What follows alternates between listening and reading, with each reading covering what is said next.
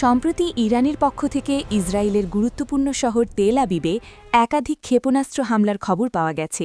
বিভিন্ন আন্তর্জাতিক গণমাধ্যমের তথ্য অনুযায়ী তেল আবিবের অন্তত ১১টি স্থানে এই হামলা চালানো হয়। এতে এখন পর্যন্ত অন্তত একজন নিহত এবং ৪ জন আহত হয়েছেন বলে জানা গেছে। আহতদের দ্রুত স্থানীয় হাসপাতালে ভর্তি করা হয়েছে এবং তাদের চিকিৎসা চলছে। ইসরায়েলের প্রতিরক্ষা ব্যবস্থা আয়রন ডোম বেশ কিছু ক্ষেপণাস্ত্র প্রতিহত করতে সক্ষম হলেও কিছু ক্ষেপণাস্ত্র শহরের বিভিন্ন স্থানে আঘাত হানে। এতে ভবন ক্ষতিগ্রস্ত হয় এবং সাধারণ মানুষের মধ্যে আতঙ্ক ছড়িয়ে পড়ে। হামলার পরপরই জরুরি সেবা সংস্থাগুলো ঘটনাস্থলে পৌঁছে উদ্ধার কার্যক্রম শুরু করে।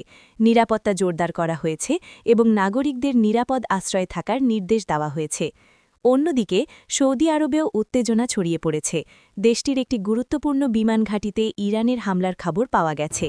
এই হামলায় অন্তত ১২ জন মার্কিন সেনা আহত হয়েছেন বলে প্রাথমিকভাবে জানা গেছে। আহত সেনাদের দ্রুত চিকিৎসার ব্যবস্থা করা হয়েছে এবং তাদের অবস্থা স্থিতিশীল বলে জানিয়েছে সংশ্লিষ্ট সূত্র। এই দুই ঘটনার পর আন্তর্জাতিক মহলে উদ্বেগ বেড়েছে। বিশ্লেষকেরা আশঙ্কা করছেন, পরিস্থিতি আরও অবনতি হলে এটি বৃহত্তর আঞ্চলিক সংঘাতে রূপ নিতে পারে। ইতোমধ্যে বিভিন্ন দেশ শান্ত থাকার আহ্বান জানিয়েছে এবং কূটনৈতিক সমাধানের ওপর জোর দিচ্ছে। মধ্যপ্রাচ্যের এই সাম্প্রতিক পরিস্থিতি বৈশ্বিক অর্থনীতি ও নিরাপত্তার ওপরও পড়তে পারে বলে ধারণা করা হচ্ছে।